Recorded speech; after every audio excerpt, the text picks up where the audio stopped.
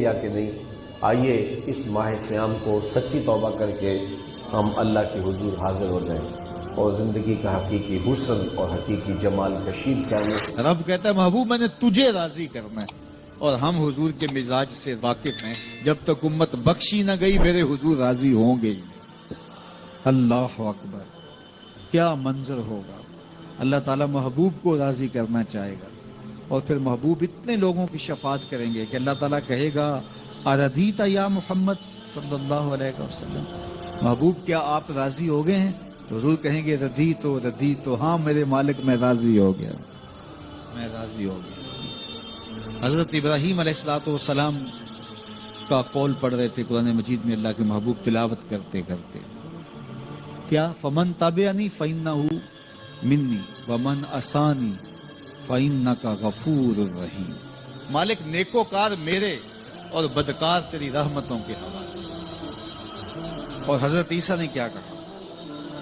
فَإِن تُعَذِّبْهُمْ فَإِنَّهُمْ عِبَادُكَ، مالک اگر تو ان کو عذاب دے تو یہ تیرے بندے ہیں، تو جان اور تیرے بندے جان۔ یہ دونوں آیات جب میرے حضور نے پڑھی نا تو میرے حضور رو پڑے، اور حضور نے ہاتھ اٹھا دیے اور کیا کہا؟ اللہم امتی امتی، اے اللہ میری امت فبقا، اور ساتھ ہی میرے حضور رو پڑے، چشمان اقدس سے آنسوؤں کی لڑی، اللہ اکبر، برابر حضور کے رخساروں کو چھوتی ہوئی، حضور کی گود میں جو ہے وہ آنسو گر رہے ہیں، حضور روئے جا رہے ہیں۔ اللہم امتی امتی فبقا، اے اللہ میری امت، اور ساتھ حضور رو پڑے۔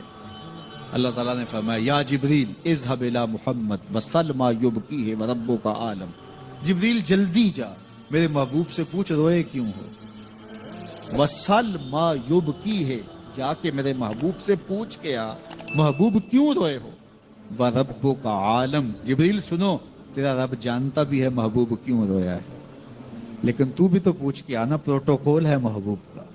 اللہ اکبر، رب جانتا ہے محبوب کیوں روئے، کہا جبریل جلدی جا میرے محبوب کو میرا سلام دے اور میرے محبوب سے پوچھ ما یبکی ہے، کیوں روئے ہو، وَرَبُّكَ عَالَمْ، اے جبریل تیرا رب جانتا ہے میرا محبوب کیوں رویا ہے، لیکن جا تو پوچھ کے آ۔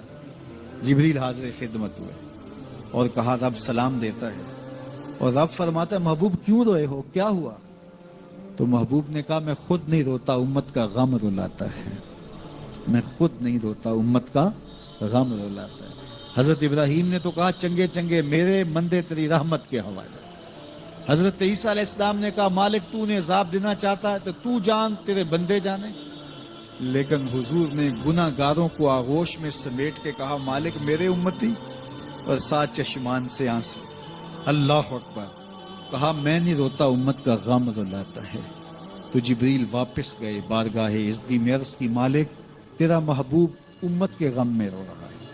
کہا جبریل پھر جاؤ اور میرے نبی کو میرا سلام دو اور کہو محبوب پریشان نہیں ہوں، جیسا کہو گے ویسے ہی کر لیں گے، امت کے معاملے میں آپ کو رنجیدہ نہیں ہونے دیں گے۔ والا سوفا یوتی کا ربو کا پتر، دیکھیے لام جو تاکید کا آیا نا صوفہ کے اوپر، اس میں بڑا حسن ہے، ضرور راضی کریں گے۔ والا سوفا یوتی کا، ان قریب محبوب آپ کا رب آپ کو اتنا دے گا۔ اللہ اکبر، والا سوفا یوتی کا ربو کا، آپ کا رب آپ کو، یہ آپ کا تکرار جو ہے اس میں بھی کیا حسن ہے۔ والا سوفا یوتی کا ربو کا فترضا، آپ کا رب آپ کو اتنا نوازے گا کہ آپ راضی ہو جائیں گے۔ 3 مرتبہ آپ ذرا دیکھیے رنگ کیسا ہے، رب اپنے محبوب سے فرما رہا ہے والا سوفا یوتی کا ربو کا فترضا، آپ کا رب آپ کو ایسا نوازے گا کہ آپ راضی ہو جائیں گے۔ اللہ اکبر، اور حضور کیا کہتے ہیں میں تو راضی نہیں ہوں گا جب تک میری امت کا ایک گناہ گار نہ بخشا گیا۔ رب نے کہا محبوب ایسے بھی کر لیں گے۔ پھر منظر کیا ہوگا، بریلی کے تاجدار سے سنیے، پیش حق مجدہ شفاعت کا سناتے جائیں گے، پیش حق مجدہ شفاعت کا سناتے جائیں گے، آپ روتے جائیں گے ہم کو ہنساتے جائیں گے۔ انسانی فطرت ہے کہ وہ بھاگتا ہے نفس کی طرف، اور دنیا کی زندگی اس کے لیے ایک میٹھا خواب ہے، حلم کہا گیا، میٹھا خواب، اور وہ بھول جاتا ہے کہ یہ سب کچھ ٹوٹ کے بکھر جانے والی چیزیں اور سب کچھ یہاں رہ جانے والا ہے۔ دنیا اس کو میٹھی لگتی ہے، دل آویز لگتی ہے، اور اس دل آویزی میں اتنا کھو جاتا ہے کہ وہ اپنے مقصد زندگی سے منحرف ہو جاتا ہے۔ جو اس کا مقصود حیات تھا، جس کے لیے اس کی تخلیق ہوئی ہے، اس سے وہ پھر جاتا ہے۔ اللہ تعالیٰ نے تنبیہ کے انداز کے اندر حضرت انسان کی اس فطرت کو بیان بھی فرمایا اور اس کو جھنجھوڑ کر کے کہا کہ تیرا ان دنیا کی بھول بھلائیوں میں کھو جانا مقصد نہیں تھا، تیرا مقصد اپنے مالک کی رضا جوئی اور اس کے قرب کی تلاش تھی۔ تو فرمایا بل توسرون الحیات الدنیا، تمہارا ترجیحی انداز کیا ہے کہ تم دنیا کی جیتی زندگی کو ترجیح دیتے ہو، والآخرۃ خیر وابقیٰ، حالانکہ آخرت بہتر بھی ہے اور آخرت دائمی بھی ہے، نہ ختم ہونے والی زندگی ہے آخرت، کبھی ختم نہیں ہوگی۔ یہ دنیا جتنی بھی ہو، ایک آدمی 100 سال بھی زندگی پائے تو پھر بھی تو موت ہی ہے۔ حضرت موسیٰ علیہ السلام کے پاس جب قبض روح کے لیے اسرائیل آئے تھے تو پوچھا کدھر آئے ہو؟ کہا قبض روح کے لیے آیا ہوں، تو انہوں نے تھپڑ لگا دیا، فلطم علی وجہ، تو واپس چلے گئے تو کہا مالک ایک ایسے شخص کے پاس بھیجا جو مرنا ہی نہیں چاہتا، تو کہا پھر جا میرے بندے کے پاس، اور اسے کہہ کہ ایک بیل کی پشت پہ ہاتھ رکھیے گا اور جتنے بال نیچے آئیں گے اتنی عمر بڑھا دیں۔ حاضر خدمت ہوئے، پوچھا کہ پھر دوبارہ آگے ہو؟ کہا کہ بس آپ کے عمر کے اضافے کا سندیسہ لے کر آیا ہوں، کسی بیل پہ ہاتھ رکھیے گا، جتنے بال نیچے آئیں گے اتنی عمر بڑھا دی جائے گی۔ تو بولے پھر کیا ہوگا؟ کہا پھر موت۔ کہا اگر پھر بھی ہے تو ابھی روح قبض ہے، 100 سال بھی جئیں گے تو پھر بھی موت ہے، موت ہے ہنگامہ آرا کلزم خاموش میں، ڈوب جاتے ہیں سفینے موج کیا ہوش میں۔ اگر کسی نے ہمیشہ رہنا ہوتا اس ظاہری زندگی میں تو انبیاء کو موت نہ آئی، لیکن یہ ضابطہ ان پر بھی پورا ہوا۔ شہنشاہ، کج کلا بادشاہ، بڑے بڑے حکامات، دانشور، صحت مند افراد بھی آغوش موت میں اتر گئے۔ میں اور آپ ہوتے کیا ہیں؟ ہم تو ایک ایسا جرثومہ جو خوردبین سے بھی پورا دکھائی نہیں دیتا، اس نے پوری دنیا کو ہلا کے رکھ دیا۔ انسان ذرا دیکھ تو ہے کیا، وما یعلم جنود ربک الا ھو، اللہ کے لشکروں کو تو جانتا ہی نہیں ہے کہ اس کے لشکر کیسے ہیں۔ وہ لنگڑے مچھر سے نمرود کے تکبر کو خاک میں ملانا جانتا ہے، وہ بابیلوں سے ہاتھی مروانا جانتا ہے، وہ کرونا وائرس سے پوری دنیا کا نظام معطل کرنا جانتا ہے، اس کے لیے کوئی مشکل نہیں ہے۔ والآخرۃ خیر وابقیٰ، کہا آخرت بہتر بھی ہے، دائمی بھی ہے۔ زندگی تو گزر ہی جاتی ہے جیسے گزرے، اصل زندگی آخرت کی زندگی ہے۔